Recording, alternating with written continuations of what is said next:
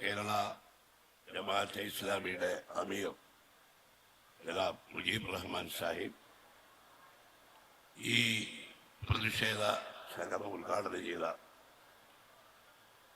ജമാഅത്തെ ഇസ്ലാമി ഹിന്ദിന്റെ അമീർ ബഹുമാന്യനായ സയ്യിദ് സഹദുള്ള ഹുസൈനി വളരെ ആവേശകരമായ പ്രസംഗം കൊണ്ട് നമ്മുടെ പ്രതിഷേധത്തിൻ്റെ അലയടികൾ ശക്തിപ്പെടുത്തിയ വഖഫ് ബില്ലിലെ ജോയിന്റ് പാർലമെന്ററി കമ്മിറ്റി അംഗവും പാർലമെന്റ് അംഗവുമായ ബഹുമാന്യനായ മുഹബുള്ള നദ്വി, ഏറ്റവും ബഹുമാന്യനായ നമ്മുടെ MP ടി മുഹമ്മദ് ബഷീർ സാഹിബ്, ബഹുമാന്യനായ ഫാദർ പോൾ തേലക്കാട്, ജമാഅത്തെ ഇസ്ലാമിയുടെയും മറ്റ് വിവിധ പ്രസ്ഥാനങ്ങളുടെയും നേതാക്കളായ വേദിയിലുള്ള വിശിഷ്ട വ്യക്തികളെ, പ്രിയമുള്ള സഹോദരി സഹോദരന്മാരെ, അസ്സലാമു അലൈക്കും. എല്ലാവർക്കും എൻ്റെ സ്നേഹാഭിവാദനം. വഖഫ് ഭേദഗതി നിയമം പാസാക്കുന്നതിന് മുമ്പ് തന്നെ ഈ ബില്ല് പാസാക്കരുതെന്നാവശ്യപ്പെട്ടുകൊണ്ട് പാർലമെന്റിൽ നടത്തിയ പോരാട്ടം, ആ പോരാട്ടം അതിന് ശക്തമായ നേതൃത്വം നൽകിയ പാർട്ടികളെക്കുറിച്ചും മുന്നണിയെക്കുറിച്ചുമെല്ലാം നിങ്ങൾക്കറിയാം. ഇന്ത്യൻ നാഷണൽ കോൺഗ്രസും കേരളത്തെ സംബന്ധിച്ച് നമ്മുടെ UDF-ഉം ഇന്ത്യ സഖ്യത്തിലെ എല്ലാ മതേതര കക്ഷികളും ഒരുമിച്ച് നിന്നുകൊണ്ടാണ് ഈ ബില്ല് നിയമമാക്കുന്നതിനെയുള്ള പോരാട്ടം നടത്തിയത്.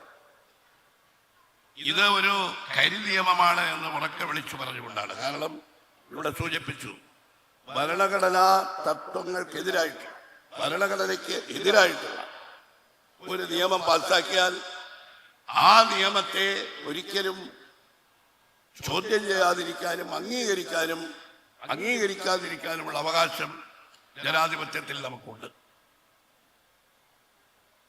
പാർലമെന്റിൽ നടന്ന ചർച്ചകളിൽ ഇദ്ദേഹം ബഹുമാനപ്പെട്ട MP ഇവിടെ പറഞ്ഞു, കേരളത്തിൽ നിന്നുള്ള MPമാർ ബഷീർ സാഹിബും അതുപോലെ തന്നെ ശശി തരൂരും KC വേണുഗോപാലും ഹൈബി ഈഡനും ഒക്കെ പങ്കെടുത്തുകൊണ്ട് നടത്തിയ പ്രസംഗങ്ങൾ നിങ്ങളെല്ലാം കേട്ടതാണ്. ഇത് ഭരണഘടനയ്ക്കെതിരായിട്ടുള്ള ഒരു ശക്തമായ പോരാട്ടമാണ്. മതസ്വാതന്ത്ര്യവും മതവിശ്വാസവും മൗലികാവകാശങ്ങൾ തകർക്കുന്നതിനെതിരായിട്ടുള്ള ഒരു പോരാട്ടം. ഇതിൽ വിവേചനമുണ്ട്, ഇവിടെ ചൂണ്ടിക്കാണിച്ചു, സമത്വം, അതുപോലെ തന്നെ സ്വാതന്ത്ര്യം, ഇതിനെല്ലാം വെല്ലുവിളിച്ചുകൊണ്ടുള്ള ഒരു നിയമമാണ്. ഈ നിയമം സുപ്രീം കോടതിയിൽ ചോദ്യം ചെയ്തപ്പോൾ സുപ്രീം കോടതിയിൽ നിന്നുണ്ടായിട്ടുള്ള ഒബ്സർവേഷൻസ് വാസ്തവത്തിൽ എല്ലാവർക്കും വലിയ പ്രതീക്ഷ നൽകിയതാണ്, പ്രത്യേകിച്ച് മതേതര വിശ്വാസികൾ. ഇവിടെ ബഹുമാനപ്പെട്ട മുജീബ് റഹ്മാൻ സാഹിബ് പറഞ്ഞു, രാജ്യസഭയുടെ അധ്യക്ഷൻ, ഇന്ത്യയുടെ ഉപരാഷ്ട്രപതി ഒരു ഭരണഘടനാ സ്ഥാപനമാണ്. അദ്ദേഹത്തിന്റെ അഭിപ്രായ പ്രകടനം പാർലമെന്റിനേക്കാൾ വലുതായ ഒന്നുമില്ല, പാർലമെന്റിനെ നിയന്ത്രിക്കാൻ ജുഡീഷ്യറിക്ക് അവകാശമില്ല. ഇന്ത്യൻ ഭരണഘടനയുടെ സൃഷ്ടിയല്ലേ പാർലമെന്റും, അതുപോലെ തന്നെ എക്സിക്യൂട്ടീവും ജുഡീഷ്യറിയും ലെജിസ്ലേച്ചറും. ആ ഇന്ത്യൻ ഭരണഘടന രൂപം കൊടുത്ത ഈ ഭരണഘടനാ സ്ഥാപനങ്ങൾക്ക് അവരുടേതായ ഉത്തരവാദിത്വങ്ങളുണ്ട്, കടമകളുണ്ട്, ചുമതലകൾ. ഇന്ത്യൻ പാർലമെന്റ് ഭരണഘടനാ വിരുദ്ധമായി ഒരു നിയമം പാസാക്കിയാൽ അത് ബാധിക്കുന്നവർ മാത്രമല്ല, അതിനെ കൊണ്ട് ഭവിഷ്യത്ത് അനുഭവിക്കുന്നവർ മാത്രമല്ല, ഇന്ത്യയുടെ ഭരണഘടനയെ സംരക്ഷിക്കാൻ ആഗ്രഹിക്കുന്ന മുഴുവൻ ആളുകൾ ഒറ്റക്കെട്ടായി അതിനെതിരായി രംഗത്തേക്ക് വരും. ഇന്നിപ്പോ ഇന്ത്യ ഒട്ടാകെ ഈ പ്രതിഷേധം ശക്തിപ്പെട്ടുകൊണ്ടിരിക്കുക. കേരളം അതിന്റെ മുന്നിലാണ്. ബഹുമാനപ്പെട്ട നമ്മുടെ മുഹമ്മദ് നദ്വി പറഞ്ഞത് ശരിയാ. കേരളം 2024 ഈ ഭരണഘടനയെ തകർക്കാൻ പോയ ഒരു പോരാട്ടത്തിലാണ് നമ്മൾ. ഈ കേരളം ഭരണഘടനയെ സംരക്ഷിക്കാനുള്ള പോരാട്ടത്തിൽ മതേതര ജനാധിപത്യ ശക്തികൾക്ക് ഒമ്പിച്ച പിന്തുണ നൽകിയ സംസ്ഥാനമാണ്. ഇന്ന് പാർലമെന്റിൽ കേരളത്തിൽ നിന്ന് ഒരാൾ മാത്രമേ, അതും നമ്മുടെ ആളുകൾക്ക് ഒരു കൈപ്പിശക പറ്റിയതാണ്. പാർലമെന്റിൽ BJPക്ക് വേണ്ടി കോപ്രായം കാണിക്കാൻ ഒരാളെ മാത്രമേ ഇവിടെ നയിച്ചു. അതുപോലുള്ള ഒരു പോരാട്ടമായി ഇതിനെ മാറ്റാൻ നമുക്ക് കഴിയണം. കാരണം ഭരണഘടനയെ തന്നെ തകർക്കാനുള്ള ഇത് ഇവിടെ സൂചിപ്പിച്ചത് ശരിയാണ്. മുസ്ലിങ്ങളുടെ വഖഫ് സ്വത്ത് പിടിച്ചെടുക്കാനാണ് ഈ നിയമത്തിലൂടെ ലക്ഷ്യമിടുന്നതെങ്കിൽ തൊട്ട് പിന്നാലെ വരുന്നുണ്ട്. 2021 RSSന്റെ മുഖപത്രമായ ഓർഗനൈസറിൽ വന്ന ലേഖനം പുനഃപ്രസിദ്ധീകരിച്ചു. ഇതാ ഈ വഖഫ് ബില്ല് പാസ്സായി 2 ദിവസം കഴിഞ്ഞപ്പോൾ അടുത്ത ഇര ക്രൈസ്തവരാണ്. ഇന്ത്യ ഒട്ടാകെ എത്ര ലക്ഷം ഏക്കർ ഭൂമി ക്രൈസ്തവ ദേവാലയങ്ങളും സ്ഥാപനങ്ങളും കൈയടക്കി വെച്ചിരിക്കുന്നു. അതിന്റെ കണക്കാണ് വന്നത്.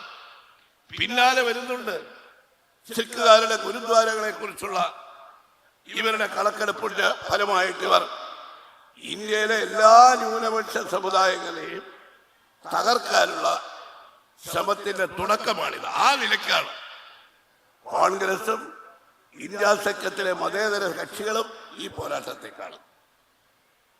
മതന്യൂനപക്ഷങ്ങളുടെ അവകാശങ്ങൾ സംരക്ഷിക്കാൻ, ഭരണഘടന നൽകുന്ന പരിരക്ഷ സംരക്ഷിക്കാൻ ഈ ഭരണകൂടം തയ്യാറല്ല. അതുകൊണ്ടാണ് അവർ കഴിഞ്ഞ ലോക്സഭാ തെരഞ്ഞെടുപ്പിൽ 400 സീറ്റ് നേടി ഭരണഘടന ഭേദഗതി ചെയ്ത് ഇന്ത്യയെ ഒരു മതരാഷ്ട്രമാക്കി മാറ്റുമെന്ന് പ്രഖ്യാപിച്ചു. അതിനെതിരായി ജനങ്ങളുടെ വിധിയെഴുത്തുണ്ടായി. ആ വിധിയെഴുത്തിനെ മാനിക്കാതെ മുന്നോട്ട് പോകുന്ന ഈ വഖഫ് ബില്ലിന്റെ പേരിലുള്ള ഇവരുടെ ഒരു വർഗീയ ഫാസിസ്റ്റ് സർക്കാരിന്റെ കരി നിയമത്തിനെതിരായുള്ള പോരാട്ടമായി ഇന്ത്യയിലെ മുഴുവൻ മതേതര ജനാധിപത്യ ശക്തികളും ഒരുമിച്ച് ഒറ്റക്കെട്ടായി മുന്നോട്ട് നീങ്ങിയാൽ അതിന് ഫലമുണ്ടാവും എന്ന കാര്യത്തിൽ ഒരു സംശയവുമില്ല. ഏതായാലും സുപ്രീം കോടതിയുടെ ഇടക്കാല വിധി വന്നു. നമ്മളതിന്റെ അന്തിമ വിധിക്ക് വേണ്ടി കാത്തിരിക്കാം. കോടതിയിൽ നിന്ന് നീതി ലഭിക്കാത്തൊരവസ്ഥ വന്നാൽ ഈ നിയമം പിൻവലിക്കാൻ വേണ്ടിയുള്ള അതിശക്തമായ ജനകീയ പ്രക്ഷോഭത്തിനാണ് മതേതര ജനാധിപത്യ ശക്തികൾ ഇന്ന് തയ്യാറെടുക്കുന്നത്. ആ പ്രക്ഷോഭത്തിന് പങ്കുചേരാൻ, അതിന് നേതൃത്വം നൽകാൻ മുന്നോട്ട് വന്നിരിക്കുന്ന ജമാഅത്തെ ഇസ്ലാമിയുടെ എല്ലാ ഈ സംരംഭങ്ങൾക്കും ഞങ്ങളുടെ എല്ലാവരുടെയും പൂർണ്ണമായ പിന്തുണയും ഐക്യദാർഢ്യവും പ്രഖ്യാപിക്കാനാണ് ഞങ്ങളെല്ലാവരും. ഈ വഖഫ് ബില്ലുമായി ചുറ്റിപ്പറ്റി കേരളത്തിലുണ്ടായ കാര്യത്തെക്കുറിച്ച് കൂടി 1-2 വാക്കുകൾ പരാമർശിച്ചുകൊണ്ട് ഞാൻ നിർത്തും. മുനമ്പ പ്രശ്നത്തിന്റെ പേരിൽ കഴിഞ്ഞ കുറെ നാളുകളായി BJP കുറച്ചു കാലമായിട്ട് ഇവിടെ കേരളത്തിൽ ന്യൂനപക്ഷങ്ങളെ തമ്മിൽ തല്ലി തകർത്ത് തമ്മിൽ ഭിന്നിപ്പുണ്ടാക്കി അതിലൂടെ അവർക്ക് BJPക്ക് ഒരു കടന്നു കയറാനുള്ള ഒരു വഴി ഉണ്ടാക്കാൻ വേണ്ടിയുള്ള ശ്രമം നടക്കുന്നതിനിടയ്ക്കാണ് മുനമ്പം സമരം ഉണ്ടായി. ആ മുനമ്പം സമരം എങ്ങനെ ഉണ്ടായി എന്ന ചരിത്രത്തിലേക്കൊന്നും ഞാൻ കടക്കുന്നില്ല. ഇവിടെ അച്യുതാനന്ദൻ ഗവൺമെന്റിന്റെ കാലത്താണ് ഒരു വഖഫ് സ്വത്തുക്കളെ കൂടി പഠിക്കാൻ ഒരു ഉദ്യോഗസ്ഥൻ നിസാർ കമ്മീഷൻ വെച്ചത്. അവരാണ് മുനമ്പത്തെ ഭൂമി വഖഫ് ഭൂമിയാണെന്ന് പറഞ്ഞത്. പക്ഷേ അത് അവിടെ വെച്ച് അവസാനിപ്പിക്കാൻ കഴിയുമായിരുന്നു. കാരണം കേരളത്തിലെ എല്ലാ രാഷ്ട്രീയ പാർട്ടികളും ഭരണപക്ഷവും പ്രതിപക്ഷവും എല്ലാ മതസംഘടനകളും ഒറ്റക്കെട്ടായിട്ടാണ് കേരള ഗവൺമെന്റിനോടും കേന്ദ്ര ഗവൺമെന്റിനോടും പറഞ്ഞത് ഇവർക്ക് തലമുറകളായി ഇവിടെ ഓടിക്കിടക്കുന്ന അവർക്ക് ഈ റവന്യൂ അവകാശം കൊടുക്കണം. ഇത് വഖഫ് സ്വത്തല്ല എന്ന